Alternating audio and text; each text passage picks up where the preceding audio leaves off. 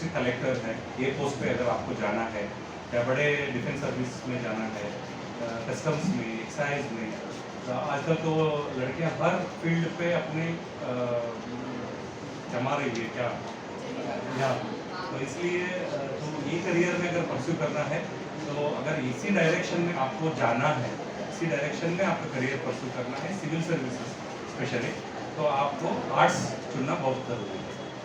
Arts में ऐसे subjects हैं जो कंटिन्यू करेंगे आप 10th के बाद, जो पॉलिटिकल साइंस है, हिस्ट्री है और बहुत सारे खूबसूरत सब्जेक्ट्स हैं। हिस्ट्री मुझे बहुत ही अच्छा लगता है, इंडियन नेशनल मूवमेंट है, ज्योग्राफी है और ये सारे सब्जेक्ट्स आप लोग पढ़ाई करके आगे आप सिविल सर्विस एग्ज़ाम दे सकते हैं।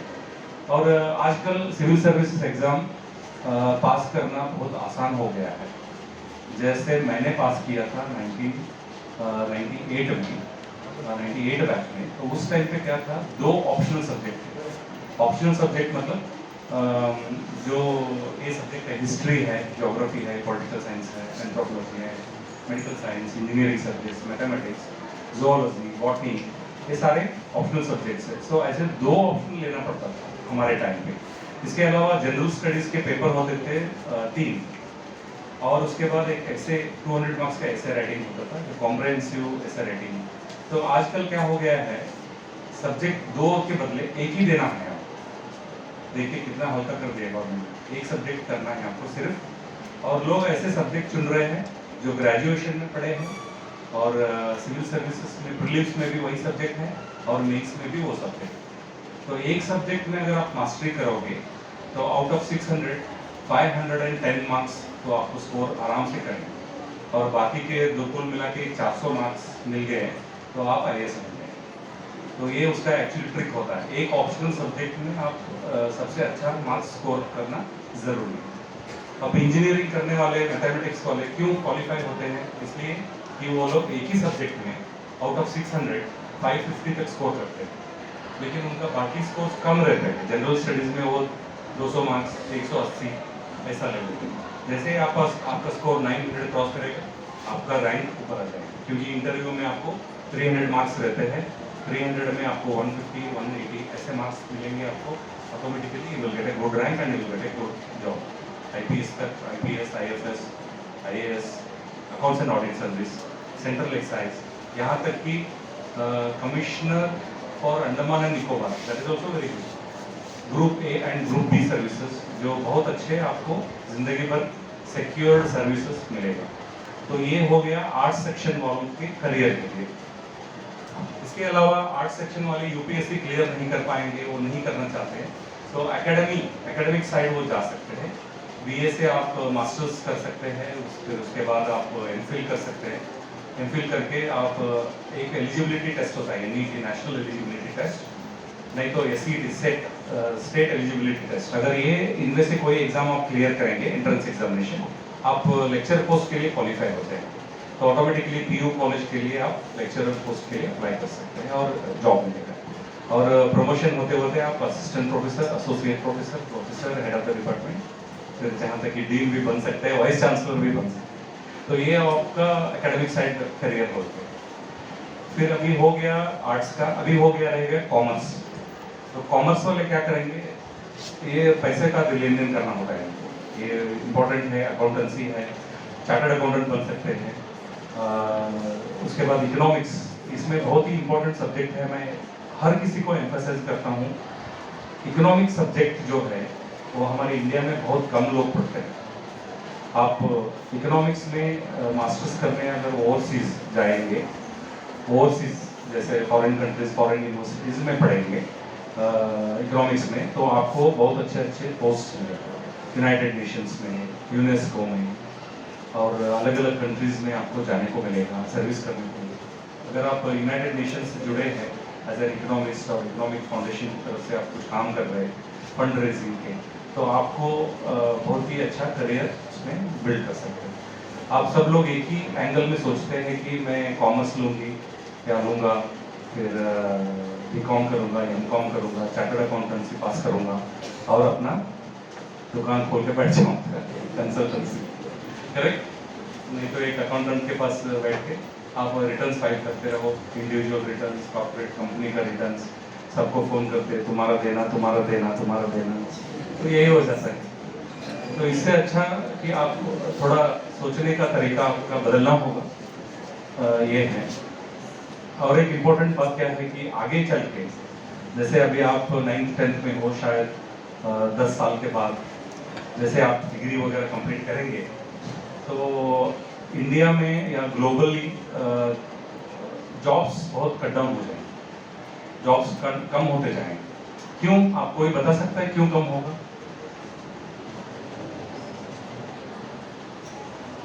Come on, interactive session. 10 साल बाद जॉब्स क्यों कम होंगे? प्रेडिक्शन किया है कि 69% of the jobs will be cut off in next 10 years। मतलब ओनली 30% जॉब्स, मतलब आप में से 100 लोग यहाँ से पास आउट होंगे, उसमें से ओनली 30 लोग काम करेंगे, 70 लोग घर पे बैठे रहेंगे। क्यों? ऐसा क्यों? यही होगा आपकी तैयारी।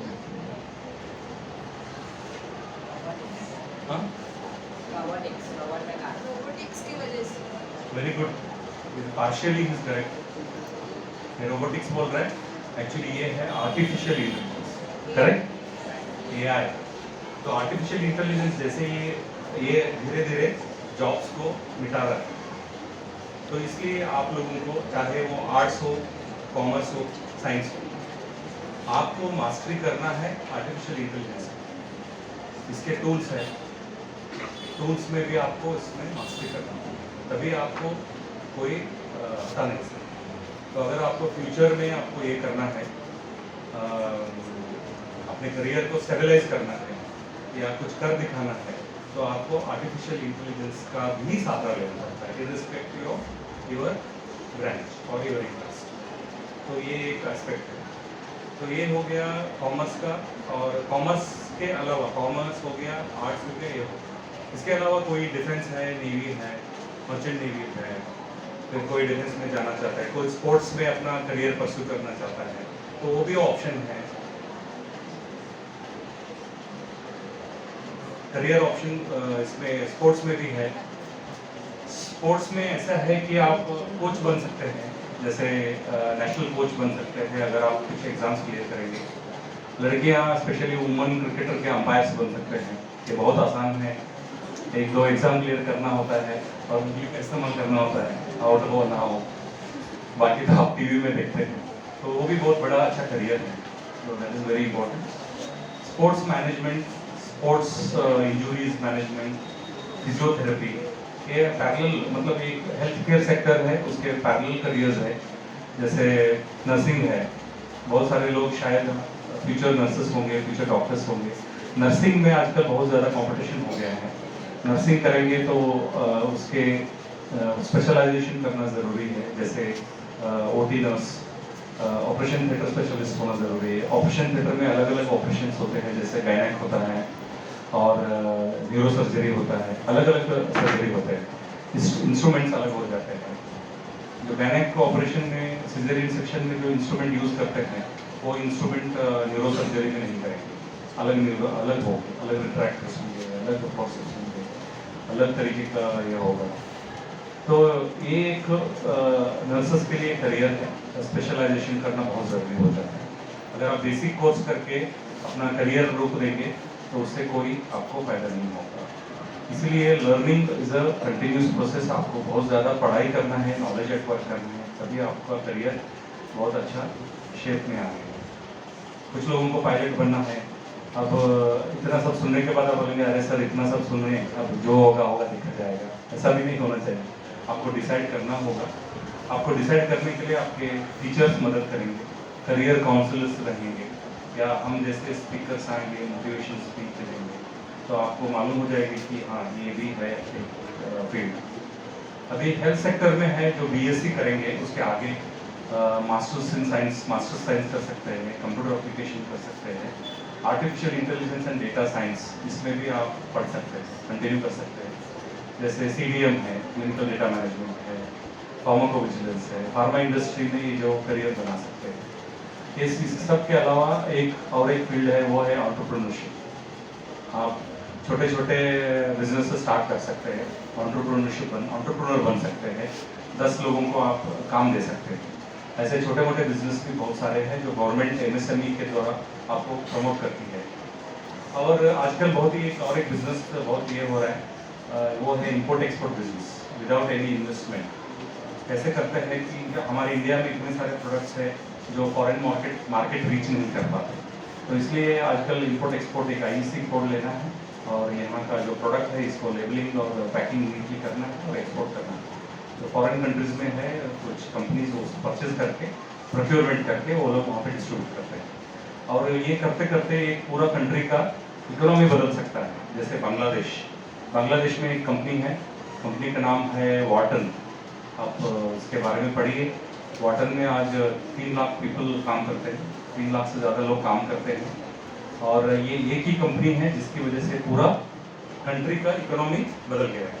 क्योंकि ये लोग पहले आउटसोर्स्ड वर्क करते थे, जैसे रेफ्रिजरेटर बनाना, रेफ्रिजरेटर का कंपोनेंट बनाते थे बांग्लादेश में। उनका इकोनॉमी हमारा इकोनॉमी से बहुत कम था, इसलिए जैसे ही उन्होंने रेफ्रिजरेटर कंपोनेंट बना रहे थे तो उन्होंने रेफ्रिजरेटर बनाना शुरू कर दिया। तो आज के मार्केट में जितने भी आप रेफ्रिजरेटर देखते हैं अलग अलग कंपनीज के, वो बांग्लादेश से आते हैं। और उसके साथ साथ उन्होंने मोबाइल मैन्युफैक्चरिंग करना शुरू किया, और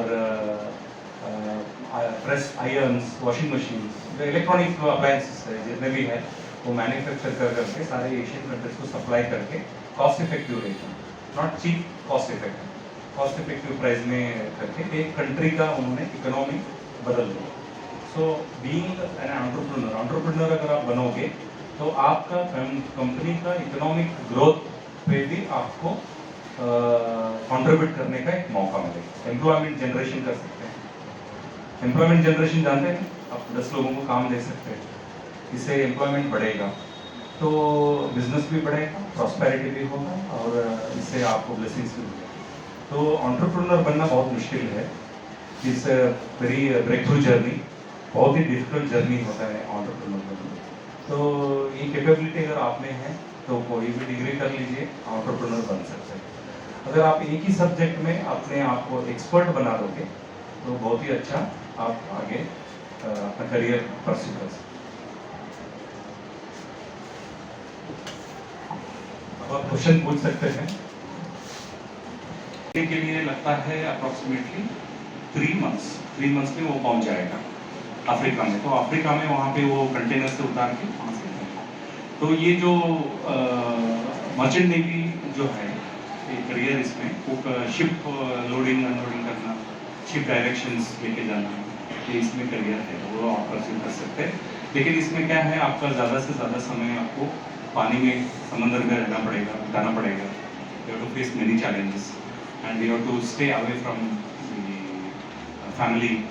तो ये बहुत ही चैलेंजिंग है, इसलिए ज़्यादा दिन लोग ये कॉन्ट्रैक्चुअल जॉब करके कर लेते हैं, 1-2 साल 3 साल के लिए करते हैं फिर छोड़ देते हैं। तो ये नेवी मर्चेंट का एक केस है। नेवी में भी आजकल करियर बहुत ही अच्छा है, आप कैप्टन से शुरू होकर एडमिरल तक आप कर सकते हो। लेकिन क्या होता है, इसमें वॉरशिप्स में आपको पोस्टिंग दिया जाता है, ट्रेनिंग दिया जाता है, रेगुलर ट्रेनिंग होता है 1.5-2 ईयर्स का। उसके बाद वॉरशिप्स में आपको ये करना पड़ेगा, एवरीडे ड्रिल्स करने पड़ेंगे। ये सारे करियर का ये एस्पेक्ट्स है। तो नेवी में भी आप जा सकते हैं as a short service commission, SSB NSB national security board की तरफ से भी वो ये रिक्रूटमेंट होता है। अगर आप नेवी में जाओगे तो आपको बहुत सारे पोस्ट रिटायरमेंट बेनिफिट्स मिलेंगे, जैसे रिजर्वेशंस मिलेगा, जॉब्स मिलेंगे, वो भी एडवांटेजेस है। So you can pursue Navy as a career, but it's a difficult one. Sir, आपने कैंसर में रिसर्च किया है, तो मेरा एक प्रश्न है कि जैसे डायबिटीज और जो है हेरिडिटी में आता है BP, तो ऐसे कैंसर आ सकता है? और कैंसर हमारे मानव शरीर में एक जैसे उसके सेल होते हैं वो होते हैं या एक्टिव होते हैं, वो जानना है। डायबिटीज BP जैसे हेरिडिटी में हमारे पूर्वज में है, घर में किसी को है तो हमारे में आ सकते हैं, वैसे कैंसर में हो सकता है, ऐसा ऐसा है? जी हो सकता है। कैंसर जनरेशन में चल सकता है, पर्टिकुलर सीरीज ऑफ कैंसर्स होते हैं, उसको प्रीडिस्पोजिंग फैक्टर्स बोलते हैं। तो hereditary is one of the predisposing factor to carry certain kind of leukemias, blood cancers, certain kind of tumours genetically predisposing होके अपने नेक्स्ट जनरेशन में आ सकते हैं। और हाइपरटेंशन ये जेनेटिक नहीं है, आपको एक क्लियर कर दूँ। हाइपरटेंशन होता है ब्लड प्रेशर। ब्लड प्रेशर मतलब जो ब्लड वेसल्स होते हैं उनके अंदर प्रेशर ज़्यादा हो जाता है। क्यों प्रेशर ज़्यादा हो जाता है? इसके अलग अलग कारण होते हैं। जैसे ब्लड अपना blood circulation is controlled by different mechanisms in the body. One is heart controls, renin angiotensin system है वो किडनी कंट्रोल करता है। ये अलग अलग वेरियस मैकेनिज्म्स है। सेंट्रली एक्टिंग है जो ब्रेन से कंट्रोल होता है ब्लड प्रेशर। तो इनमें से कोई भी एक सिस्टम अगर फेल हो गया तो हमको दिखाई देता है ब्लड प्रेशर। ये सेंट्रली एक्टिंग ब्रेन से भी हो सकता है, हार्ट से भी हो सकता है, या किडनी से भी हो सकता है। एक सिस्टम है that is called renin angiotensin system. अगर वो सिस्टम काम नहीं कर रहा है तो automatically will develop blood pressure. तो इसके लिए ब्लड प्रेशर के अलग अलग रिसर्च करके अलग अलग दवाइयाँ निकाले हैं। जो सेंट्रली एक्टिंग है वो अलग इकोस्प्रिन है, प्लेटलेट एग्रीगेटर्स है, बहुत सारे मेडिसिन है। रेनिन एंजियोटेंसिन सिस्टम का दूसरा है, और अटेनोलोल फ्यूरोसमाइड है। अटेनोलोल है जो basic BP anti BP medication है, वो हार्ट से रिलेटेड होता है। तो इसलिए BP is not heredity, BP is always acquired. और डायबिटीज जो है वो हेरिडिटी हो सकता है, जिसमें जो इंसुलिन डिपेंडेंट डायबिटीज, जैसे अपना इंसुलिन कहाँ किस ऑर्गन से रिलीज होता है, कोई बताएगा? पैंक्रियास, पैंक्रियास से रिलीज होता है इंसुलिन। तो रिलीज में कोई अबनॉर्मलिटी आ गया, रिलीज नहीं हुआ, रिलीज कम हो गया, वहाँ पे कुछ सेल्स होते हैं, आइलेट्स ऑफ लैंगरहैंस बोलते हैं, वो सेल्स से इंसुलिन अगर रिलीज नहीं हुआ तो आपको डायबिटीज मतलब शुगर डाइजेस्ट नहीं कर पाता है बॉडी में, शुगर का मात्रा बढ़ जाता है तो टॉक्सिसिटी इंक्रीज हो जाता है। तो इसकी वजह से आपको शुगर दिखने लगता है, ब्लड शुगर लेवल हाई हो जाता है। तो ये सारे इवेंट्स रिलेटेड है। तो ये मेडिसिन डॉक्टर को छोड़ दीजिए। तो cancer is not, it is also hereditary to certain predisposing factors. तो हम खाते हैं तो उसमें कैंसर के जर्म्स कैसे हमारी बॉडी में आते हैं? स्वीटनर्स यूज करते हैं, आर्टिफिशियल स्वीटनर्स होता है, केमिकल्स यूज करते हैं, कुछ कार्सिनोजेनिक मटेरियल यूज करते हैं, और कुछ केमिकल्स होते हैं जो जैसे कि कुरकुरे में हो, चिप्स में हो, प्रिजर्वेटिव बोलते हैं। जो भी है, आपको जो नमकीन जो लगता है टेस्ट, वो टेस्ट एनहांसर्स यूज करते हैं। नेचुरली उसका टेस्ट नहीं रहता, इसलिए मम्मी घर में बनाती है पोटैटो चिप्स, टेस्ट अच्छा नहीं रहता। उसमें नमक डाल के, पेपर डाल के, वो डाल के, ये डाल के आप टेस्ट बना के खाते हो। बाहर से जो आते हैं वो मम्मी को दिखाते नहीं, छुप छुप के खाता है। तो ये होता है कि उसमें आर्टिफिशियल ये होता है। बाहर का फूड में आजकल क्या कर रहे हैं, टेस्टिंग पाउडर यूज कर रहे हैं। आप जानते हो एक वेजिटेरियन होटल जहाँ पे अच्छा खाना मिलता है, वहाँ पे रोजाना तकरीबन 1 किलो टेस्टिंग पाउडर यूज करते हैं। आप ये फैक्ट जाके चेक कर सकते हैं। वो फैक्टर वो किसी को नहीं बताएंगे, एक्सेप्ट नहीं करेंगे, लेकिन रोजाना 1 किलो टेस्टिंग पाउडर वो फूड में डालते हैं। तो ये होता है डायरेक्टली कार्सिनोजेनिक मटेरियल। और वो जो तेल यूज करते हैं ऑयल, उसमें ट्राइग्लिसराइड्स ज़्यादा होते हैं, और उसमें फैट्स मतलब not a good fat to the body, वो ज़्यादा रहता है। क्योंकि उनको प्रोडक्ट बेचना है, वो खुद नहीं खाते, वो खुद घर जाके खाएगा, लेकिन वहाँ पे खाएगा क्योंकि उसको मालूम है वो कैसा प्रोडक्ट वो खा रहा है। ये एक इम्पॉर्टेंट चीज़ है। टेस्टिंग पाउडर बहुत ज़्यादा है, इसलिए बाहर का खाना है जो ज़्यादा नहीं खाना चाहिए। कोई भी डिश आप ले लीजिए, कोई भी डिश, उसमें वो टेस्टिंग पाउडर डालते ही डालते हैं। और उनका प्रिपरेशन मेथोडोलॉजी मशीन बेस्ड नहीं है, मैनुअल होता है। मैनुअल जहाँ पे हमारे इंडिया में बनता है फूड, तो वहाँ पे अनहाइजीनिक कंडीशंस बहुत यूज़ करते हैं। इसलिए हमारा क्या होता है, सबसे इम्पोर्टेंट कैंसर होता है हमको इंटेस्टाइन कैंसर, कोलोन कैंसर। आप तंदूरी रोटी जो है, ये पंजाबी डिश है, तंदूरी रोटी, पनीर बटर मसाला। ये पंजाब वालों ने क्या किया है, अपना कल्चर ना हमारे ऊपर थोप दिया है। सॉरी टू से this, because whether they eat Gujarati food, they don't eat it. They will make you to eat paneer butter masala and tandoori. Correct? So Gujarati food is so delicious, so homemade food. The dhokla, they are very light to digest. No harmful agents in that, and it is made of besan. So these are the things, lighter foods which will keep you. Anything which is white. Actually today morning I was telling to the 12th students. Anything that is white is dangerous to health. इसका मतलब ये नहीं कि आप paper खा रहे हो रोज, आप खा रहे हो व्हाइट सब्सटेंस। क्या खा रहे हो आप? शुगर व्हाइट होता है ना, मैदा व्हाइट, और क्या होता है?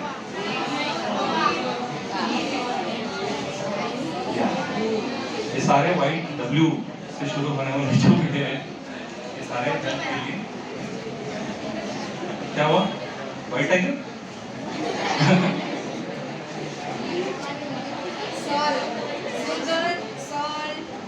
वो सारी चीजें तो लिमिट कंजम्पशन कम होना चाहिए। होटल में बाहर खाना इसलिए अच्छा नहीं है। अभी आप हमेशा जाते हो, होटल जाते हो, आप चूज करते हो कौन सा फूड जिसमें ज़्यादा मैदा होता है, ज़्यादा शुगर होता है, फिर यही चूज। हाँ, कलाकंद बहुत अच्छा लगता है। तो ऐसे स्वीट जितना कम होता है, जितना बॉडी के लिए आप शुगर सॉल्ट अवॉइड करेंगे, उतना आपका हेल्थ अच्छा रहेगा, क्योंकि ये सारी चीज़ है जो इंटरनल ऑर्गन्स को डैमेज करते हैं। तो यही कहना है कि बाहर का फूड कम इस्तेमाल करें, कम खाएं।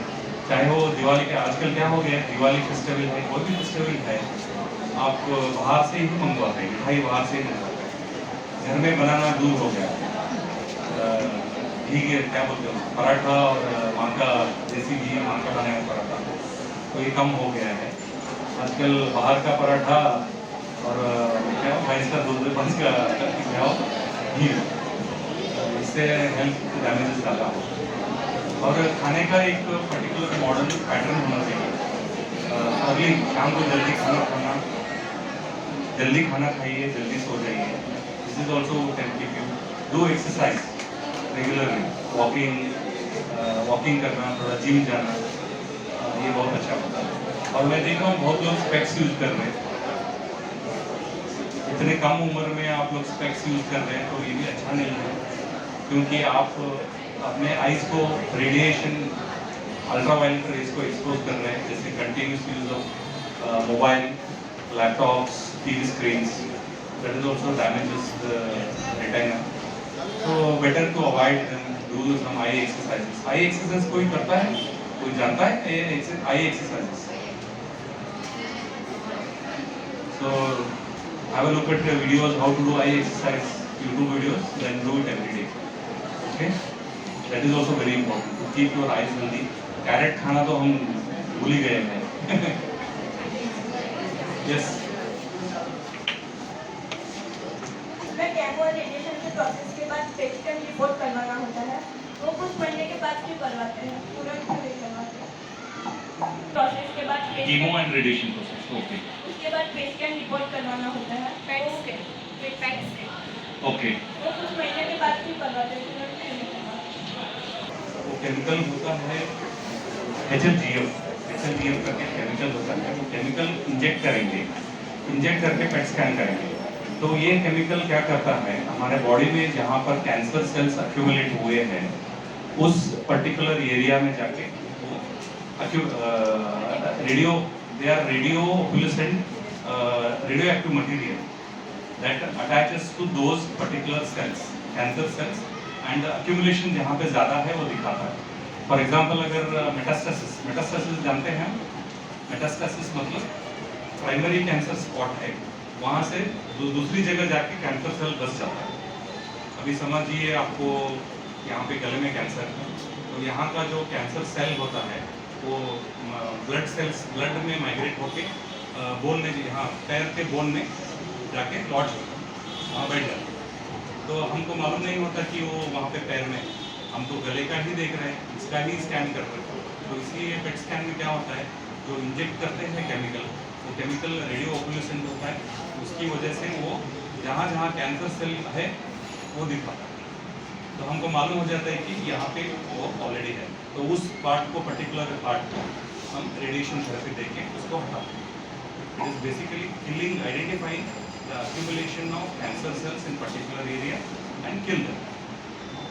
अभी समझिए किसी को ओरल कैंसर है, बकल कैंसर है, और उसका कैंसर सेल नीचे जाके ब्लड सेल में जाके लीवर में बैठ गया, तो लीवर में छोटा सा एक ट्यूमर जैसा हो गया, उसको वो सिम्टम्स ज़्यादा दिखते लगते हैं, वॉमिटिंग आता है, वेट लॉस हो जाता है, ज़्यादा फैटिक हो जाते हैं।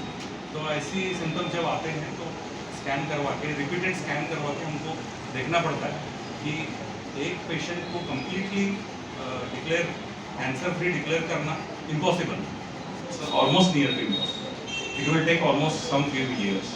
तो invariably the patients develop the repeated cancers, repetition होता है, रिकरेंस बोलते हैं इसको। तो recurrence free survival cancer is very important for our next generation, that is what is all the research is going about nowadays. Recurrence free survival मतलब recurrence मतलब नहीं आना चाहिए दोबारा, और वो अपना उसका expectancy should be more than 5 years. अगर 5 इयर्स से ज़्यादा वो पेशेंट जीता है कैंसर होने के बाद, इसका मतलब हम 100% सक्सेसफुल, इतना प्रोग्नोसिस नहीं होता है, वेरी डिफिकल्ट। कौन सा है शायद ऐसा कोई मेडिसिन नहीं है, 100% क्योर करने वाला कोई मेडिसिन नहीं है। हम कैंसर को कंट्रोल कर सकते हैं, इसको क्योर नहीं कर सकते। There is 2 types of treatment only, one is palliative treatment, palliative and curative, 2 type का ट्रीटमेंट होता है। पैलिएटिव में क्या होता है कि हम लोग एग्जिस्टिंग कैंसर जो भी है उसको हम लोग ट्रीटमेंट करते हैं। क्यूरेटिव में क्या होता है, जो आगे चल के उसको जो कैंसर आएगा उसके शरीर में, उसको हम क्योर करते हैं। तो इसलिए कोई ऐसा मेडिसिन नहीं बना है जिससे 100% क्योर करे, लेकिन ये ऑलवेज क्या होता है, कॉम्बिनेशन थेरेपी ही काम करता है। जैसे कीमोथेरेपी है, और कीमोथेरेपी में मल्टीपल कीमोथेरेपेटिक एजेंट्स होते हैं, जैसे अजुरवास्टिन, मिटोट्रिक्साइड, सिस्प्लास्टिन, जेमस्टाटिन, या अलग अलग तरीके ये है मेडिसिन है। तो इनका कॉम्बिनेशन यूज करके दे ट्रीट पर्टिकुलर कैंसर। तो ये ट्रीटमेंट होने के बाद, कीमो होने के बाद, तो रेडिएशन प्लान करते हैं। रेडिएशन में वो पेशेंट को कितना रैट देना पड़ेगा, हाउ मेनी सिटिंग्स देने पड़ेंगे, ईच रेडिएशन टॉलरेट नहीं कर पाता बॉडी, क्योंकि रेडिएशन होता है वो एक्सपोजर टू हाई रेडिएशन। तो इससे बॉडी का अंदर जो ऑर्गन है, बोन्स है, जो वीक हो जाते हैं या ब्रेक हो जाते हैं, इसलिए वो झेल नहीं पाते। तो इसलिए वो छोटा छोटा सेशन, 5 मिनट्स का सेशन वो देते हैं रेडिएशन। रेडिएशन में क्या होता है, you are actually finding the cancer cells and killing, जो बचे बुचे हैं रिसेक्शन के बाद, वो कीमो के बाद वो करते हैं। हमारा रिसर्च का कॉन्सेप्ट ये था, कीमोथेरेपी फेल हो गया, रेडिएशन थेरेपी फेल हो गया, तो फिर पेशेंट को क्या है, ऑप्शन क्या है, कुछ भी नहीं। They have to accept that they are going to die. उनको समय दिया जाता है, पिक्चर में देखे होंगे ना, लास्ट सर अभी 3 महीने उसके ज़्यादा नहीं जी सकते, उसको जो देना है दे दो। तो ऐसे सिचुएशन आ जाता है। तो हम लोग, हमारा रिसर्च कॉन्सेप्ट ये था कि इन लोगों के लिए हम लोग अपना उनका survival, recurrence free survival up to 10 years तक करें, नॉट 5, 10 ईयर्स। तो हमने एक ऐसा कॉन्सेप्ट डेवलप किया जिसमें कैंसर सेल को लेके कैंसर को मारना। तो एक कैंसर सेल हम उस बॉडी से निकाला, पेशेंट के बॉडी से, उसको हम एक वेक्टर में इंजेक्ट किया। वेक्टर बोले तो इन विट्रो, बाहर, जैसे एक एनिमल है उसको सैक्रिफाइस कर देते, उसके अंदर वो इंजेक्ट करते हैं कैंसर से। तो वो मल्टीप्लाई होता है, 10 से 10 गुना बढ़ जाता है, बहुत सेल्स हो जाते हैं। फिर उस एनिमल को मार के उसके अंदर का सेल्स कैंसर सेल लेके उसको हम दवाई बनाते हैं, इसको बोलते हैं वैक्सीन। तो वो बना के हम वो पेशेंट को इंजेक्ट करते हैं, तो उसी का कैंसर सेल है, उसको निकाल के हमने दवाई बनाई और उसी को दे दी। तो वो जब जाएगा अंदर तो ऑटोमेटिकली वो दूसरे कैंसर सेल को मार देता है, क्योंकि वो एंटीबॉडी हो जाता है उसमें। ये कौन सा होता है? Antigen antibody. So this antigen is called HLA 7.4 antigen. We named it HLA 7.4. PT107 is a representative cancer process. तो ये हमने ट्राई किया और हमने 100 पेशेंट्स को ये ट्राई किया, उसमें से 67 patients survived for 10 years. Those who were supposed to die in 3 months, they could able to survive for 10 years. So हमारा ये कैंसर इसलिए सक्सेस हुआ ये ट्रीटमेंट, और ये ट्रीटमेंट हम फ्यूचर जनरेशन के लिए अभी इसको बना रहे हैं, लार्ज स्केल में हम लोग करेंगे। और ये कॉन्सेप्ट हमने रिमेनिंग 29 अदर कैंसर्स में हम करने की प्लान कर रहे हैं। इसमें होता है सबसे पहला है ग्लायोब्लास्टोमा है, ब्रेन ट्यूमर है, सीए ब्रेस्ट है, सीए सर्विक्स है, जो महामारी बीमारी है जो अपने फ्यूचर जनरेशन में ये ना आए, अगर आए तो हम इसको अच्छी तरीके से टैकल कर सकें। तो ये उद्देश्य से हम लोग इसको ऑलरेडी इसके ऊपर काम कर रहे हैं, और अगर सक्सेस हो गया तो शायद 2025-26 में ये मार्केट में अवेलेबल है पेशेंट्स के लिए।